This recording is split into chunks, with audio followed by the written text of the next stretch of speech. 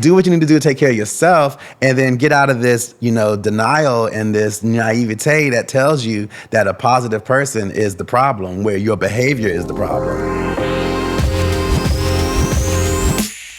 Hello to everyone in the DMV and beyond. Welcome back to another episode of Positive Voices. I'm Malachi Stewart. Hey, I'm T. Pearson Hall. And listen, you probably heard us say a few times this season and last season that the number one demographic that is most at risk for HIV is Black men who have sex with men. Mm-hmm. So it would be crazy for us not to have a conversation with that demographic. So we have two guests with us today who are men who have sex with men, Black men who have sex with men, Zaine and Mark. And so if you two would both introduce yourself and tell a little bit about your story. Zaine, we'll start with you. Hello, Positive Voices. My name is Zaine Williams. I'm a Black man who has sex with men. Why am I labeled as that? Why do we have to be labeled as that? I have a question. So the reason that we label Black men who have sex with men versus Black men who are just gay is because we want to name the behavior versus the identity. So you can identify, there's a lot of people identify straight, but they have sex with men. You know the story. Positive Voices, I'm gay as hell for all the men out there who are looking. A proud second generation gay. So my dad is also gay, which I think has shaped my perspective in a way that is very different from others, because I feel like a lot of times we're trying to figure it out as we go. But I was very fortunate to have that older Black gay generation before me.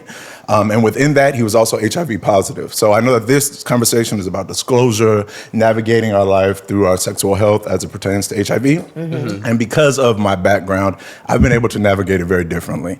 I didn't grow up with the fear of it, because when it's tangible, when it's somebody that you love, when it's somebody that you've grown up to see who's getting older, you didn't have that fear of, oh, they must be sick, or oh, they're dying, or oh, I don't want to drink after them, because you grew up with them. And then as you get older and you're now moving on and kind of like sleeping, kind of sleeping around, but when you're fucking and having your own sexual journey, it's very different. I'm very comfortable to have disclosure conversations. I'm very cool to be like, I fuck raw and I'm gonna smash you, pause or not. I'm taking my sexual health in my own hands. So I think it's definitely shaped my perspective very differently than the everyday Joe who's out here trying to navigate sexual health, HIV, the fear mongering that's happened. And so I'm very fortunate for that.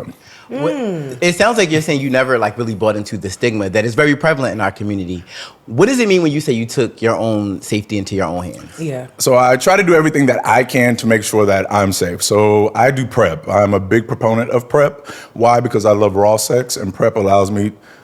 I don't want to say that I'm saying just because I take PrEP or just because you take PrEP, you should be sleeping raw. Thank you for clearing that up. But I do. Thank you. I'm just going to let this be known. But so I don't believe anybody when they say anything. And so I always say that my sexual health is my responsibility and my responsibility alone. So therefore, I do everything that I can so that I can navigate my sexual health and my sexual experiences in the way that I want. That makes sense. And final question before we're done with your introduction. How long have you been on PrEP? Oh, it's been 4 years. 3-4 years. Okay. Yeah. Okay. Thank you for sharing. Thank you. Mark, tell us a little bit about yourself. Well, my name is Mark, and I am on post. But I'll just my joke about PrEP and post. I'm on post. It took me a second. And we are coining that phrase here, Positive Voices, PrEP and post. And so I'm 45 years old. I'll be 46 soon. And I was diagnosed when I was 21. I remember the day like yesterday, and the doom and gloom I felt. I went down a very dark tunnel for a long time. Not super long, but I mean, for the next 5 years, I thought I was gonna die. And then, because it was 1999, all I had was the images of Philadelphia and, the AIDS quilt, blah, blah, blah. But somewhere along the way, I saw that I wasn't gonna die, and things changed. Also, it put me into a state of depression, and I got caught up in drugs and really bad, and then I stopped. So for the last 19 and a half years, I've been clean. Hey, and so clap for that. Okay, We clap. clap for that. That's good, thank you. And January will be 20 years. So at this point, I've been positive more than half of my life. And if I stay on this path, when I'm 52, I'll be clean half of my life as well. So it's been an interesting journey. I find that I've seen the different stages of HIV stigma amongst the Black gay community, or MSM, whatever you prefer, go from like the whole, ooh, don't touch him, to, oh, some people have been like, oh, okay, that's okay, but I'm still a little scary of it. And then the whole, even in 2023, it seems really weird to me that Black gay men still hold on to some of the stigma related to being positive, as if there's like this badge of honor if you've avoided HIV. You know what I mean? If you've been able to navigate it and not be positive, there's this like the whole some of the apps, they're like HIV negative, drug and disease free, and nobody who's not that should try to talk to me or whatever type of thing. Energy. Yeah. Oh. But Gag, and tell me your experience. A lot of people put that on their profile. They're clean, DDF, drug and disease free. And then they, like, as a person who, it says on my app that my status, it says that I'm positive because I don't care. The same people still slide in the DMs. Like, it's not like it stopped y'all. Y'all just put that, is that a decoration? Is that, because it doesn't change anything as far as how people navigate. How would you say, because you named the stigma, of like, you've seen different phases of the stigma. Can you kind of describe what those different phases were and how they may have affected you? Well, I remember, being very upfront and disclosing and having, a lot of people be okay with it. Majority of folks were like, okay, that's fine. Thanks for telling me. Then others were kind of like, you could see the whole petri dish like behavior, like like let me just inspect and make sure there's no cuts. I don't want to catch your virus. Well, that would turn me off. It did. That's a great one. But I'm just saying, or I don't. I've even had a guy that say, I practice safer sex, and so although I appreciate you telling me, I don't want to have sex with a person who's positive. And I was like, okay, but those moments kind of sting and have stung differently than, the majority of the time people are fine with it. But it's those moments where the people are not, that you kind of it just adds to the, the feeling of, this is why I shouldn't tell the people, because it's really, I don't need to go through that. You know what I mean? Because if somebody is willing to have sex with somebody who they don't really know and not really be building a relationship, that is just something that is probably there. You know what I mean? Whether a person knows that they're positive or not. Because a person could believe that they're negative and tell you that I'm negative, really believing that they are, and not be. So the person who is positive and who's taking care of their health, is the person who is going to be the safer choice, even though you think you're practicing safer sex by avoiding him. But that was, I was much younger then. I mean, now that I'm a lot older, I have, the majority of the times I have disclosed and somebody has been like, yeah, me too. That's the majority of the time. The majority of the time. Like, me too. And then the latter has been, the second majority is, yeah, well, I'm on PrEP. You know what I mean? A lot of guys, I think, even are not on PrEP, but they are happy that the person is undetectable, because then that gives them their belief that they are fine. No, that makes a lot of sense. I don't know if I've addressed the... No. Oh, okay. Can I ask a question? I know I'm not a host, but I just want to ask a It's question. a conversation. As it pertains to your disclosure, have you ever disclosed to someone that was beyond a hookup and it didn't go well? And then what was that like, and how has that impacted you? Because I think Beyond a a lot of times... hookup? So like, were you trying to build something with, you wanted to like connect with, dating? Have you ever disclosed within that? And then it was like, you know what, we've been doing this, and then I've disclosed, and then it changed. Does that make sense, my question? No, yes, it does make sense. I have not experienced that, because usually if it's just a hookup, it kind of stays just a hookup. And the few rare cases where the hookup has become a little bit more, whatever, and I'm like, hey, there's something we haven't talked about, that has normally gone well. I do remember a situation with a guy who we were having raw sex, and then I remember the HIV commercial came on, and we're just sitting there, and so then the guy's just like, the guy's like, that's fucked up. Would you, he was just like, when's the last time you've been tested?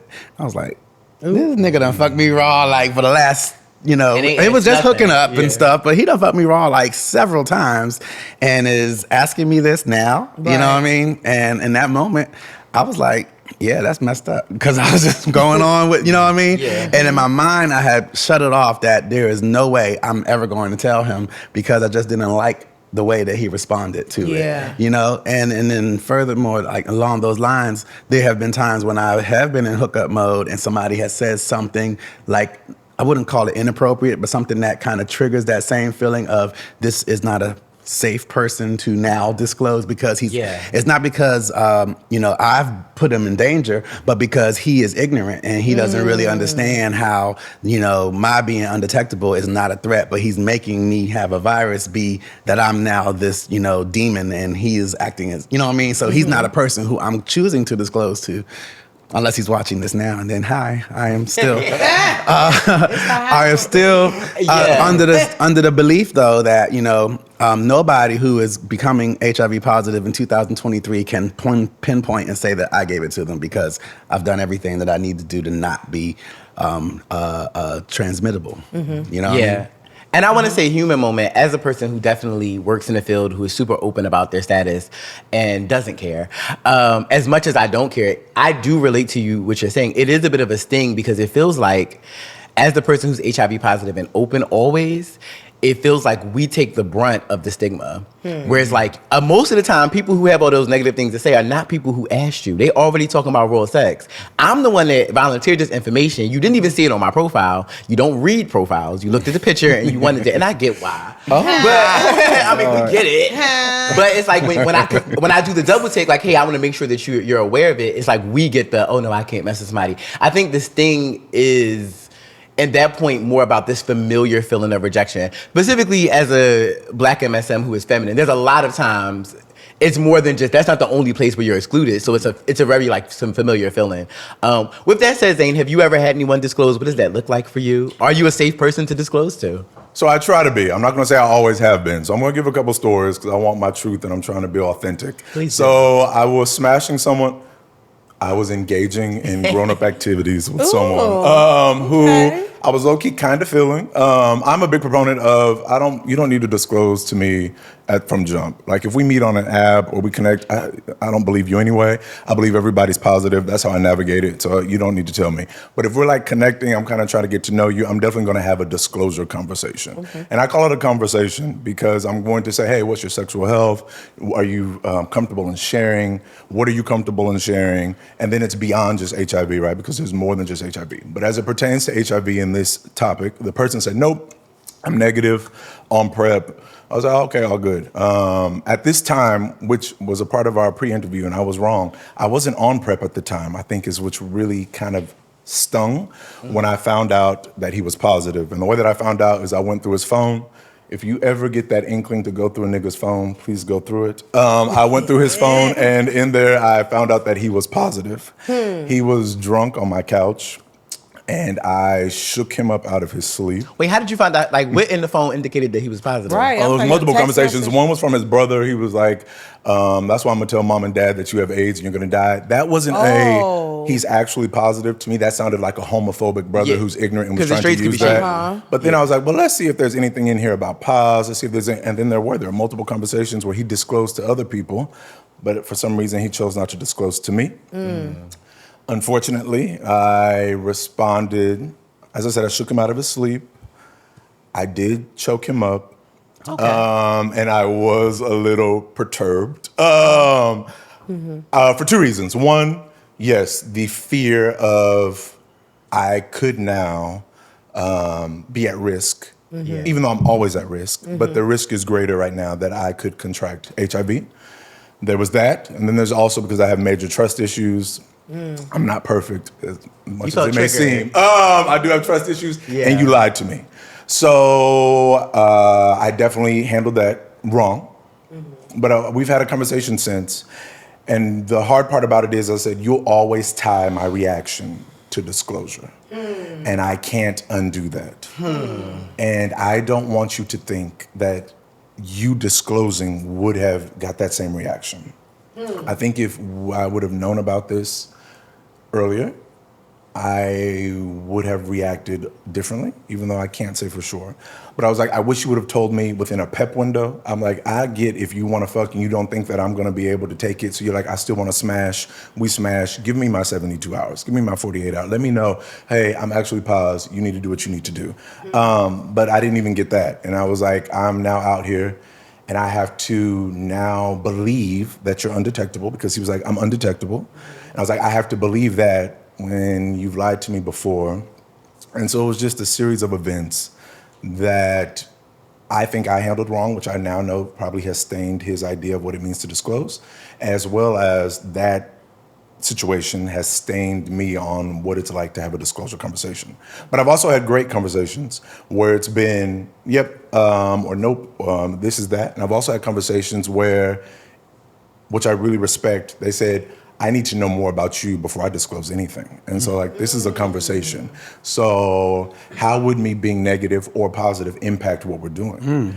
That's a really good question. What does this mean to you? What are you doing? Like, what is your sexual health? Or who other people? Like, they had a conversation with me beyond, because a lot of times when we think of disclosure, it's I'm positive, I'm negative, but it's not. It's a conversation. This is how I get tested. Yeah, I have risk. I do this type of behavior, and it's also about how does this person going to respond? Do I feel safe telling them this?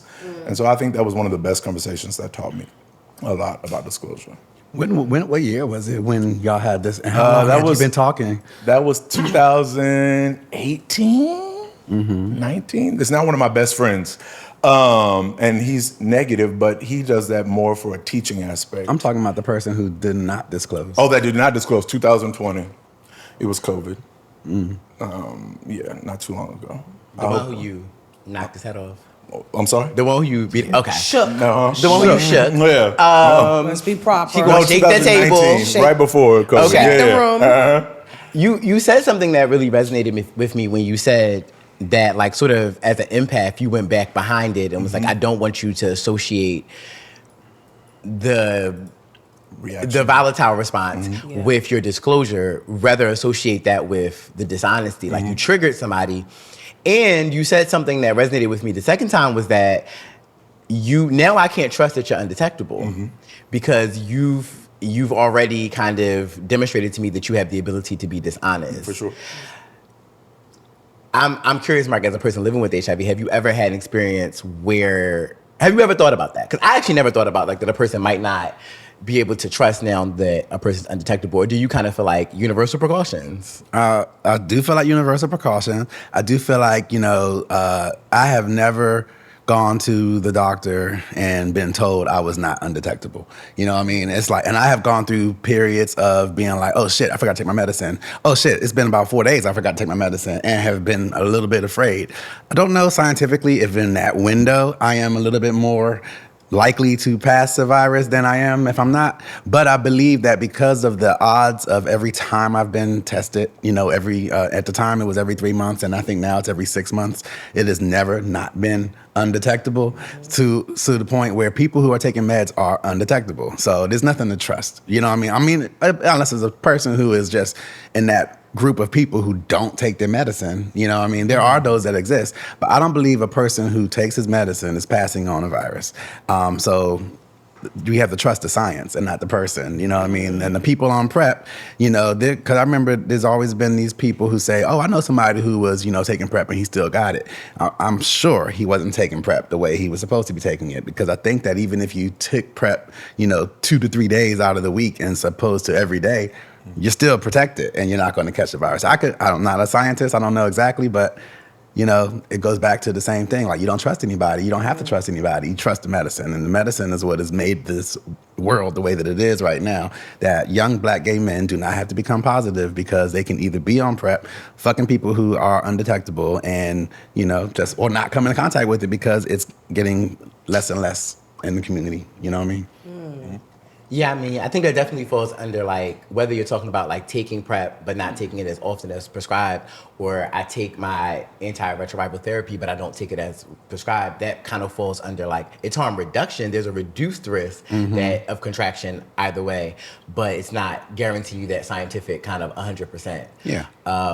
With that. And another thing, it's not like these are women, out there in the world thinking like, the man that I'm with has not fucked around with any other man before. These are men, black gay men or Black MSM who, have lived their entire lives with HIV in the picture. You know what I mean? You said your father was positive, and there was just, I didn't grow up not hearing about it, you know what I mean? So even though I was 21 and young and everything, on the day of the, of the day of the announcement, so to speak. I was going into the Army. I thought I was going to the Army, and they were like, you had a little hiccup in your application, and that was what it was.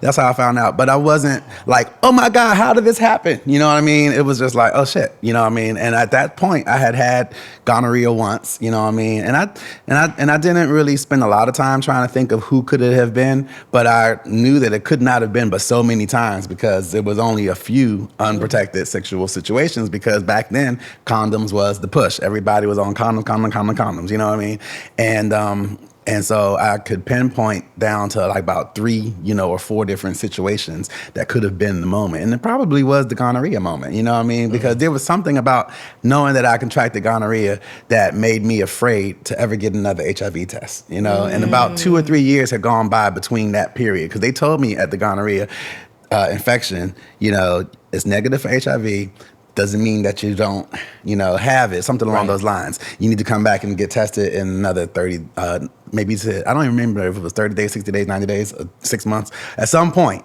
But I knew in my mind, I ain't never going back. Because I was just like, so when I took that HIV test for the Army, it was a little small piece of possibility. And I say all of that to say that there has to be an idea in Black MSMs that they're likely going to come in contact with somebody who is HIV positive, and either can spread it to them or can, be protected, so to speak, by using PrEP or by, being undetectable. But you don't live in this world of HIV doesn't exist in our community. I think the silence definitely equates to that the whole stigma, it's and I think for the Black community, right? It's like one of those, and I speak for me, if I feel like the doctor gonna tell me something wrong and they say, go get some lab work, we need you to go run some labs and I'll call you. And I'm saying like, you're not about to tell me my sugar high. You ain't about to tell me my liver's fatty. I already know. And and I'm not gonna stop eating pork bacon. So maybe I won't go back. So I thank you for that. You were about to say something, Zaine? No. I was going to say, so I grew up in rural Kansas, like in the middle of nowhere. Okay, Kansas. And if it wasn't for my father, I don't know how much exposure I would have had to HIV/AIDS awareness. And so I think the idea, but now since I moved to New York and I moved to bigger cities and globally, you now understand that there are cities that it's very open, it's very discussed, it's very real. But then there are places where it's not. And the idea of AIDS is this like far off imaginative thing that isn't tangible and that isn't real to you, and it's not in our community, but there's also not gay men in our community, and then the secret life of gay men that they're having, the idea of AIDS and HIV isn't happening. And so I don't know, I don't want us to say or think that Black men who have sex with men are fully aware of the risk, because it's not, that education and awareness is not equally distributed.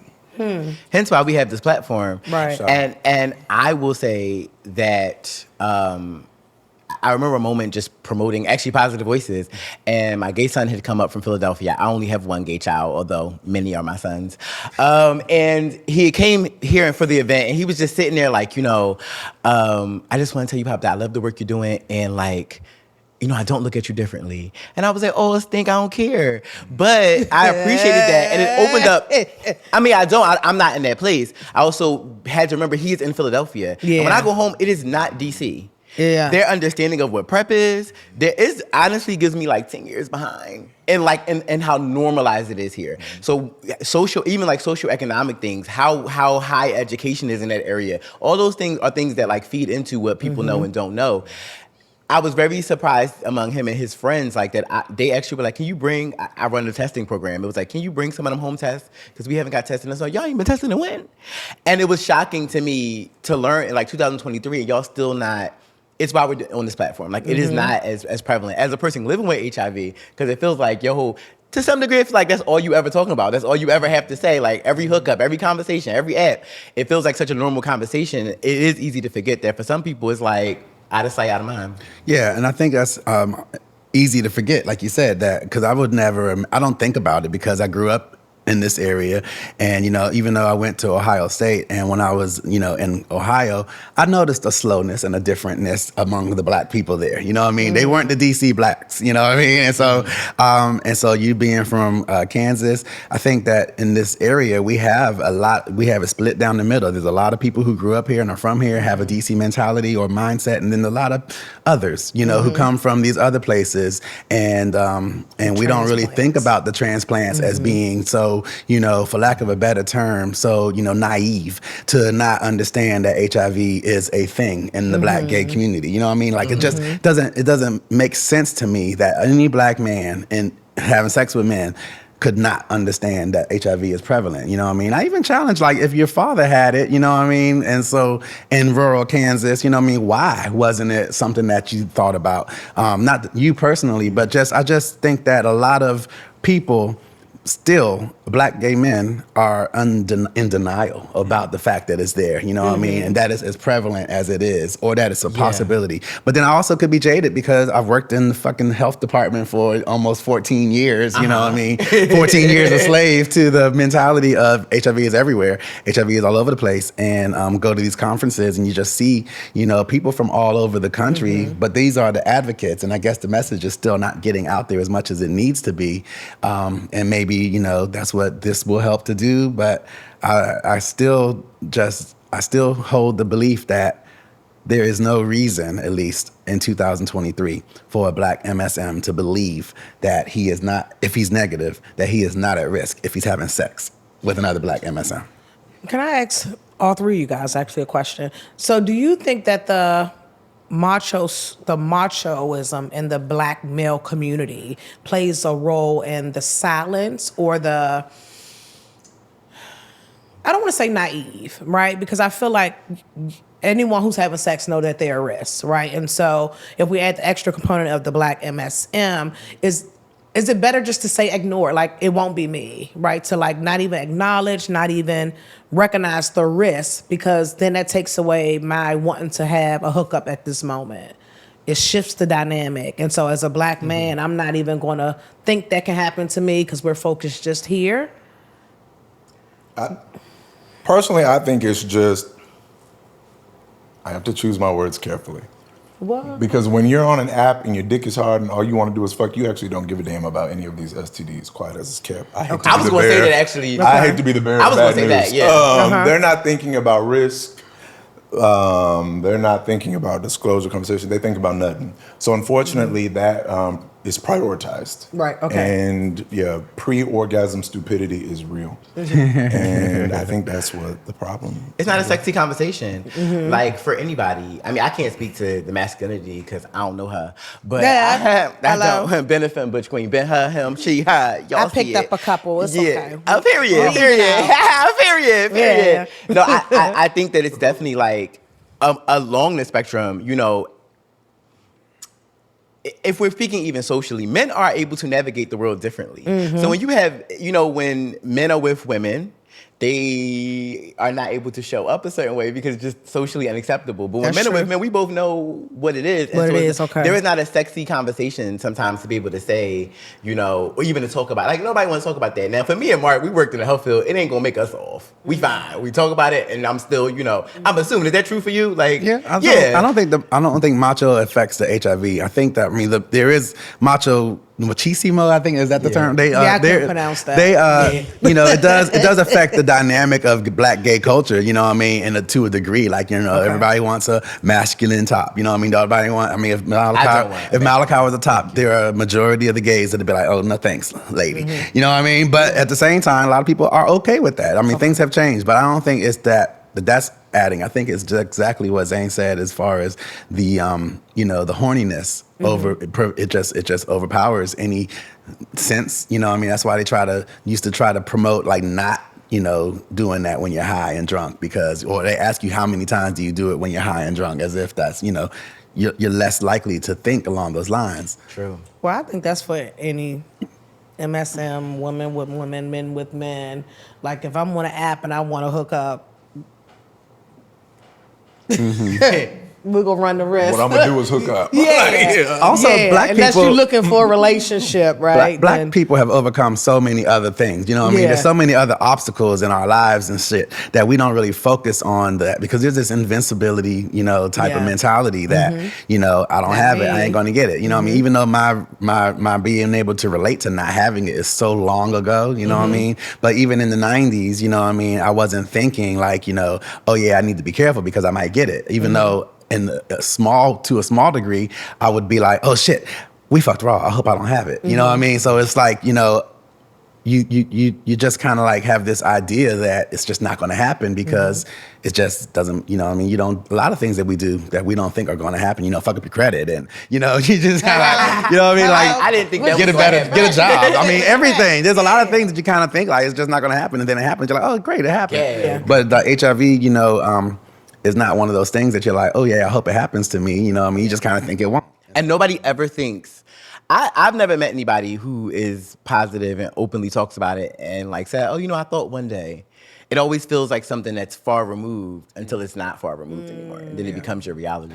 But the conversation doesn't happen a lot. You know what I mean? It really only happens in those scenarios of, like, if I were at a party and we were all just chit-chatting and the room kind of like has become a unsafe place, you know what I mean? That's not a room I'm going to disclose in, you know what I mean? Unless I feel like, well, I can't believe these guys are saying such ignorant things, you know what I mean? But the majority of the times that I've heard people say ignorant things around it, I've just kind of like, just let it be, you know what I mean? Or I'll say, well, you could get tested, or you could get on PrEP and blah, blah, blah, blah. And then that starts this whole other conversation, PrEP ain't gonna protect you from all the other STDs and all of that stuff that they talk about. But I'm like, so like there's this idea that people wanna just act like STDs like HIV and other STDs don't exist, but then they wanna still fuck raw and put themselves at risk of it, It's just weird. Can we, Kiki? Go because for it. I want to know. I want to talk about what it means for a room to be unsafe or a conversation to be unsafe. And I'm gonna tell you what inspires this. When I first moved to DC, I had a white roommate, and I noticed that he would host parties a lot. And all his little white girlfriends would come around. And like I remember one time they were like outside in the yard having a party, and somebody's phone went deep, and he was like, "Oh, time to take my PrEP." Everybody said, "Oh, I haven't taken mine too." Everybody pulled their PrEP out and took their PrEP pills. Cute. Watch this though. And then I noticed one day I had to like do something with like my black friends and they were asking me to ask other friends that were positive. And it was the moment that I realized the majority of my friends work in the field. I don't know who's on PrEP. I don't know who's HIV positive. If you're not like, I'm the only one who was like the open person. And so I immediately would realize like between these two, there's something there. And so it would just be crazy not to in this moment where we have like other black gay men here to talk about, is there a difference? Because are y'all noticing that we having conversations about, girl, I'm on PrEP too, or I'm HIV positive too, or do those rooms become unsafe? So I do. I have friends. I have black girlfriends who were on PrEP, timer type thing. I've had that situation with black girlfriends. Is it because you're from Kansas? But that's when I was living in New York. Tried it, bitch. I did try it. Shout out to the Brooklyn girls. But yeah, no, that's when I was living there. It was very open. Everyone discussed it. Everybody talked about it. Bitch, you got a Gilead card. This will help you get cheap, blah, blah, blah, blah, blah. Like, it was just very much a part of the conversation. Yeah. But I don't really hang in white spaces, so I can't compare and contrast. Shout out to them. I hope they're doing yeah, sorry, no shade.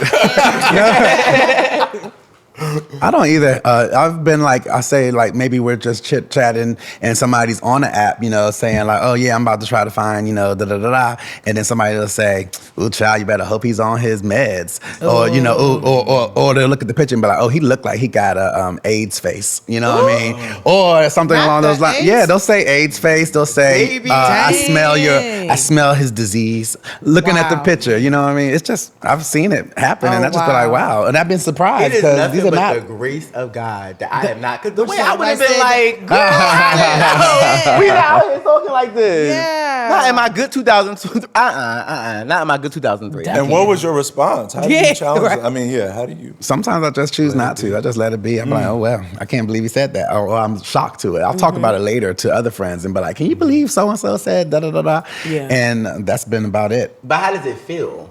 It feels like, dang, I'm surprised that this is still happening, that this is still the case. It feels like this is not a place where I would want them to know. You know what I mean? I don't know how else to describe it other than it doesn't feel good. You know what I mean? And it feels sad that in whatever time of day it was, whatever time and age it was, that we were still there. You know what I mean? It just didn't, it sounded like a conversation that would have been outside of our community.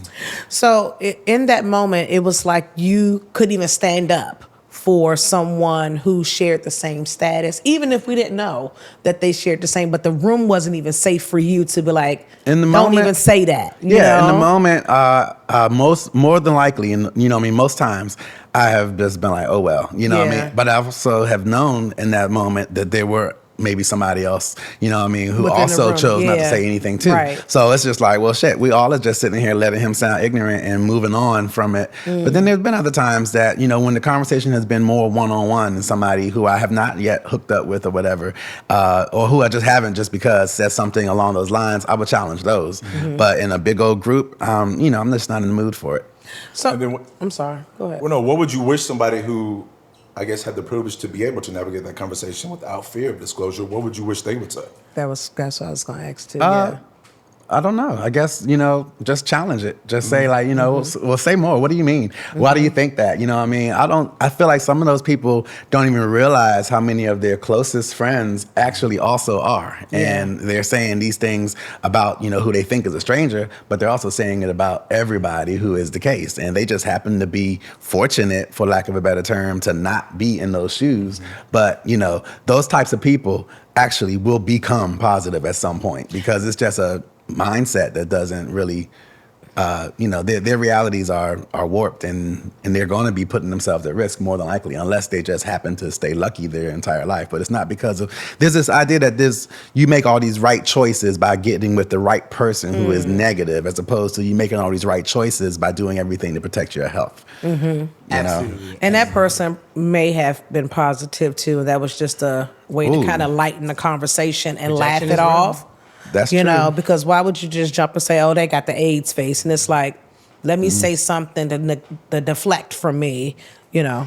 And a lot of times, like, people, I get a lot, like, people are like, oh, I love what you do, but you really put yourself out there. It is because of that. I feel like there are so many people who are sitting in mixed rooms where you don't know people's status, you don't know. And as a person, like, one, there's nothing about my energy that's going to make you, knowing that I'm positive, say that in the room that I'm in. So it automatically assumes a safe space. Plus, I have a 100% check rate, so I have to say something to you. One, as a public health professional, what we not going to do is, because you can't be, if we're in a room and we're in a space, you can't be out here, you know, your friends are associated with you. You can't just not do it in the space I'm in. You can't do it in no space if we friends. Like, I can't have you out here saying things that's divisive to the community. And at the same time, you can't control people, but they can be checked. And I think it is important for, everybody's not that person, but if you have that personality and you don't have that fear of it, like, it is important to kind of reflect that. Because in spaces where I've had to, sometimes people really are not meaning malicious, like malicious intent.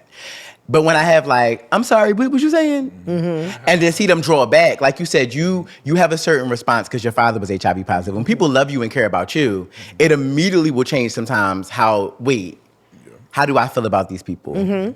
So. And thank you. I just want to just say thank you for all of you, right? For just speaking and telling and holding space. Relax. I was like, wait, is this the end? I was like, damn, is this the wrap up? I just wanted to say thank you in this moment to like be able to check people and like speak your status and like stand up for people, because you know that it's not like, oh, I can touch you and now I have it. Red light, green light, right? My dad was also positive, and so it changes, like you said, of how you view other people, because it's like, that's my daddy. Like, I drank after my daddy, right? You know what I'm saying?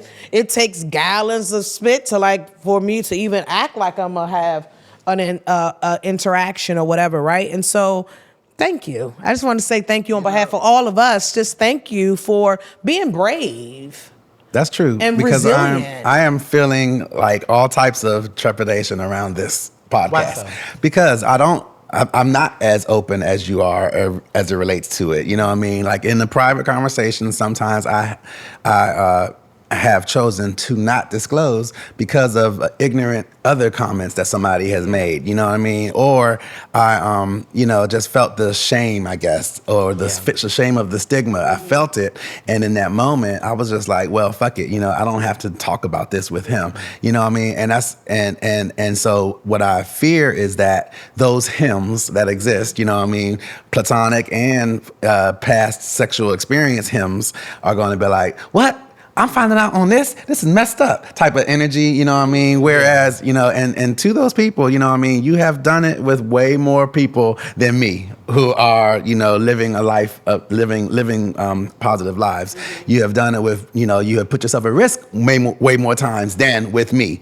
And so those are the things that have kind of like led me to not disclose over the years. If there's like, because of the whole idea of HIPAA laws, like when I worked at the health department, there was this whole, thing about the rooms, those two locked areas that was the safe, unsafe, you know what I mean? Like I couldn't go back there because I didn't work in that type of, the information. Like in surveillance and surveillance, right. and so I couldn't go back there because it was supposedly all this hidden information that you weren't supposed to have. But I also had the moment of thinking like, and everybody who works back there has probably seen my name in the list. Not that I know that there's a list or anything, but I'm just saying for that to be the case, you know what I mean, in a place where it's all healthcare professionals, so to speak, and we are all, protecting all these people's anonymities as it relates to being positive, then who the fuck are, random dudes in the world who, asking and thinking and believing that because they ask, they're supposed to be told an honest answer. You know what I mean? Because like he said, don't trust them. Yeah. You know what I mean? Because you can, and even the people who honestly believe that they're negative, there's a good chance that they won't be. That they aren't. When they're saying that they think that they are. And that's because they're believing that, well, I've never had anybody tell me they were positive. Yeah. Not so much that they're like, I'm doing everything I need to do to not be. We talk about like what it means to be negative, and it's like there's so many people who say they're HIV negative, but it's like, when the last time you've been tested this thing? Because you may not know that. I want to know, Zaine, as a person here, one of the people here now living with HIV, how does that feel for you? For it to kind of what Mark is saying, like it not be a conversation that you're old. Or a truth that you're old. In one area, I totally understand it and I respect it because, I'm not owed shit. Especially as it pertains to like hookup culture, I don't believe, you owe anything. I think it changes when I think about navigating something beyond hookup culture. I do think I'm owed that. I think it's a part of you in which I'm trying to get to know. It's a part of you that potentially, even though if the risk is very low, impact me. And I think it can set or break the foundation of anything beyond hookups. I do believe that owed is both sides. I owe making sure you understand that this is a safe space for you to disclose, and it doesn't change my perception of you. What it changes is the awareness that I have of you and the awareness that we have of each other. For example, if you were to say, hey, I'm positive. Okay, dope. Thank you for telling me. Still on my prep. We're still fucking raw. I'm going to be a little more, I guess, precautious. Not precautious, but I'm going to be on my prep a little more on top of it, even though I should be anyway. But it's different for me in my mind and the fucked up, twisted reality I have of when I'm dating somebody that's positive and I'm sleeping with them regularly, my trust factor that they're going to stay on their meds and they're going to do everything they're going to do, I just don't have that. And so I'm going to stay on my prep. And it's different when I say, oh, I'm going to take a week or two off prep, so I'm not going to fuck anybody, then I'm dating somebody. And I'm not going to take my prep. So I think it's just the ways that we'll navigate our relationship would be differently, but it doesn't change how I feel about the person. And it would be hard to have a relationship and not disclose that. You know what I mean? I don't feel like people who are in that situation, need to not disclose.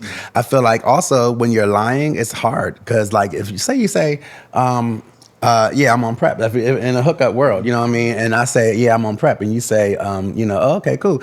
Even if you were to be like, oh, when do you take your meds? You know what I mean? Like, those are the type of questions that a person who is not on prep is not going to really know. You know what I mean? And if I were to think about it, I'd have to be like, oh shit, do people take what I'm taking on prep? You know what I mean? I don't even know the names of it, you know what I mean? Or if it's changed and how it changes and how often, you know what I mean? Other than, lying, and then it's like, then you just lying on top of a lying on top of a lying. It's just easier to be it's easier to disclose. It is. And so it's easier to find spaces where you feel comfortable disclosing more so than just, walking through a park and being like, yeah, anybody wants to fuck me, I'll take PrEP. I mean, anybody wants to fuck me, I'm undetectable. You know what I mean? It's just like crazy. But I don't, but then you also said like, the risks are low. I mean, we say that risks are low, but the risks are very low that the person who is positive, taking his meds is, going to miss enough meds to give you their HIV. You know what I mean? And so it still shifts the mindset and still of you putting it on him and not on you. And it's glad to hear that you say, yeah, you'll take your PrEP all the time as opposed to taking it more sparingly. But,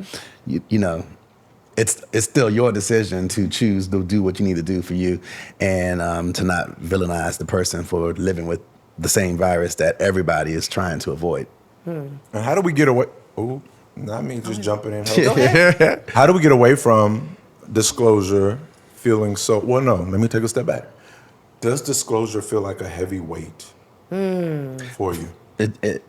You're speaking from the biased place of not being positive, so it cannot feel that way for you. But yes, disclosure does feel like a heavy weight because it's just something that the stigma of 30 years still exists. You know what I mean? Even if a person, is cool with the response, there's that moment right before you tell them that you're like, I hope he's fine with this. You know what I mean? Or there's this moment that you have to tell yourself, well, even if he's not fine with it, fuck it, I'm gonna move on with my life. You know what I mean? But like you have that. It doesn't go away.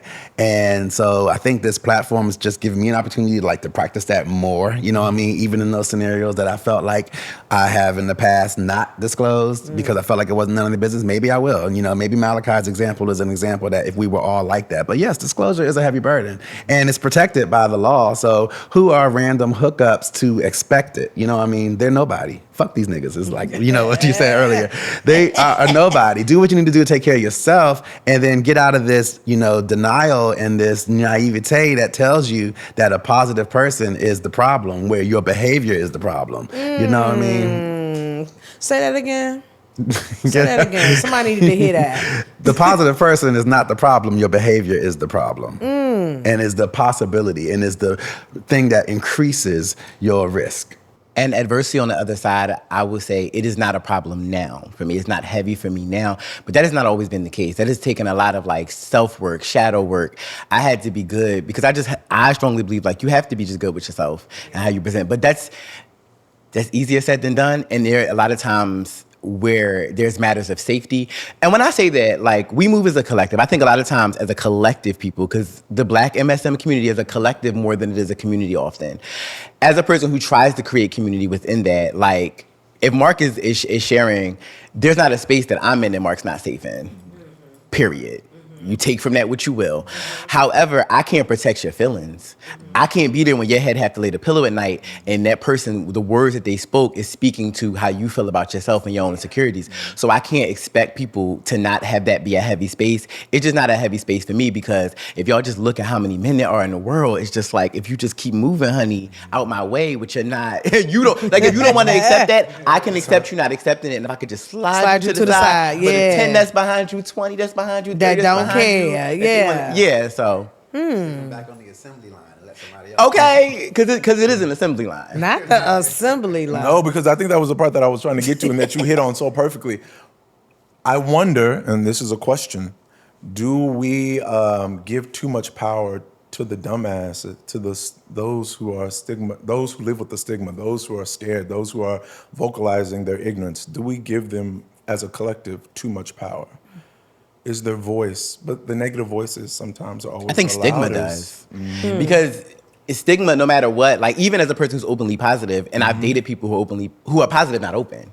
So that becomes a conversation because by proxy, if you dating me, I've had people ask their partners, I saw your boy guy on the such and such show, or I saw him on a panel. What do that mean for you? Now my partner is forced to have a conversation. They did not ask for that. So I don't get to show up in the room as all the wonderful, and I am wonderful, honey.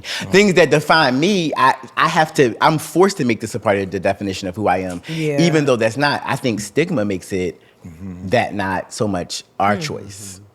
And the negative stands out always stronger, higher. You know what I mean? Like you have the restaurant that does great and everybody's like, loving it.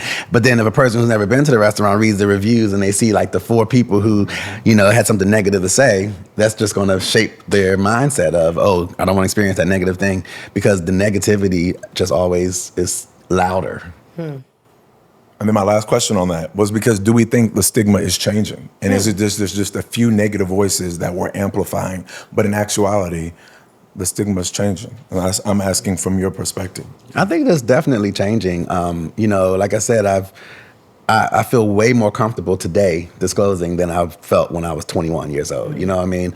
And that's 24 years ago. So who knows? I'm surprised more so today when I hear negative stuff as I expected it 21 years ago. You know what I mean? So it's just it has changed, but it's not perfect, and I don't expect it to be as strong as it is in the Black MSM community. You feel like it would be stronger in other communities? Like, what do you mean when you say you don't feel like it should be as strong in the Black MSM? I get why a Black woman is talking shit about a Black man possibly having HIV because he's sleeping around with other men.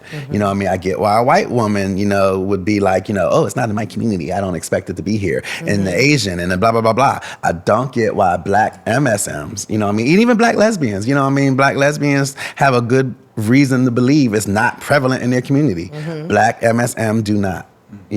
Whether they're from rural Kansas or from Hawaii, you know what I mean? Black MSM do not have an excuse in 2023 to believe it does not exist. Because of the prevalence. Because of the prevalence. To answer your question, I think it depends on geography. When I first moved here from Philly, at that time, I was 20 when I found out I was positive. I probably came here, who knows, like 24 or something like that, 23. And when I moved, I was in Southern Maryland. So in Calvert County, disclosing to people looked a lot different. There were a lot of hurt feelings. There was a lot of, but I was also a new health educator. So when I tell you in my note section in my little iPhone, I had a whole spill like, that's okay. Here's where you can get tested, and here's information on what it means. And to be like, what it means to be, at the time, we knew what it meant to be undetectable. We weren't able to say that it was untransmittable. But I was able to kind of give that information and talk about low risk and stuff like that. So I used it as an opportunity. That was how I put solve over my own emotional wounds. Like, well, at least I'm doing the work. But I think as soon as even back then, when I would come hook up in DC or come to DC to go to a bathhouse or whatever, I mean, she ain't live here. Y'all know that. It's like the way, it was a whole different response. It was like, oh, I'm positive. Oh, yeah. Like, adverse to being a health worker, having to teach, we had to go into the hospitals because the doctors, people were sending people for PEP, post-exposure prophylaxis, and they weren't even the doctors didn't know what it was.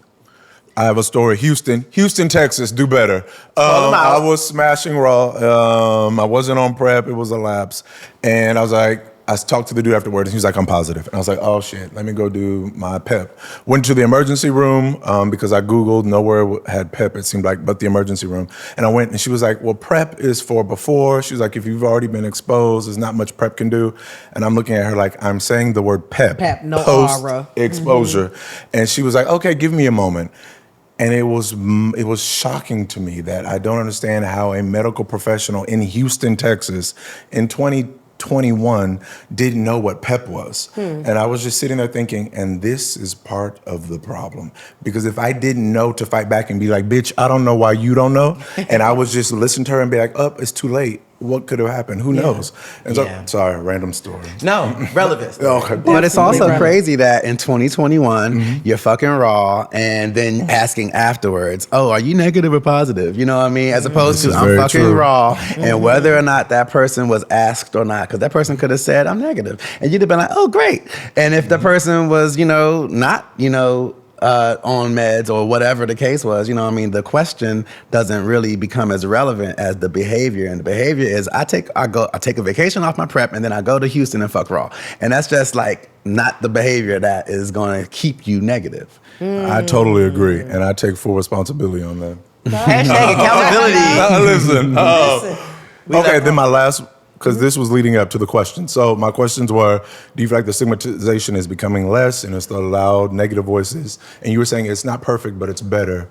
What does perfect look like as it pertains to stigmatization that pertains to living and navigating with HIV. What does perfect look like? What are we working towards? Because as somebody who calls herself an advocate and ally, what does that look like? At least in the Black MSM community, that we are not in denial about the fact that HIV exists, that we are, not exclusionary, is that the word? That we are not excluding HIV positive people from the table as being less valuable than HIV negative people, because this world of, show me your papers type of thinking is so ignorant in 2001 and not 2023. Perfect looks like we accept and we our responsibility. I, being a person who is positive, accept the responsibility that I'm going to be taking my medication and I'm going to not be transmittable because I am undetectable. And you being positive, you being negative means you're going to either stay on your PrEP or stay, in monogamous or whatever you do to reduce your health, but not depend on HIV positive people to help you stay HIV negative. Y'all heard it. Oh, well, right? Wow. Another great episode here at Positive Voices. Zaine and Mark, thank you both so much for joining Malachi and I for this great conversation. So listen, you heard everything that you needed to know about their journey. If you want to learn more, you can head on over to dcnshiv.org, take a survey, check out statistics, learn a couple things. And if you want to see more of Positive Voices, season 1, even season 2, click the podcast button and watch some episodes. We'd like for you to share, subscribe, comment, share, okay? Because we want the word to get out to those who may not even know that Positive Voices is here. If you need some support, if you need some resources, we got you. LinkUDMV.org. You can put in your zip code. You'll be able to pull resources populated by where you are, where your friends are, whatever you need. Rental assistance, transportations, healthcare clinics. We got you. Here's Positive Voices, season 2. We'll catch you guys on the next episode. Malachi, you look so beautiful today. Thank you, baby. Bye, everybody. See you next time.